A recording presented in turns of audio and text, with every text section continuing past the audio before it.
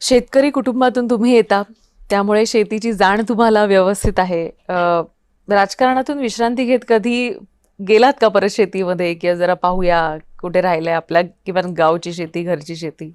मी आजही गावाशी फार जवळून संबंध माझा असतो. प्रत्येक सुट्टीमध्ये त्या ठिकाणी आम्ही सगळेच, माझं कुटुंब राहायला सगळेजण, आम्ही बंधू असेल सगळेजण त्या ठिकाणी जात असतो. आणि माझा तर डे टू डे एक आठवड्यातनं 1-2 दिवस मुक्कामी असतो मी तिथं. आणि शेतीची लहानपणापासून आवड आहे. वडिलांनासुद्धा पूर्वीपासून आवड होती. त्यामुळं अधूनमधून शेतामध्ये जात असतो. आणि आपल्याला सुद्धा समजत असतं की शेतामध्ये गेल्यानंतर आत्ताची काय शेतीची परिस्थिती आहे.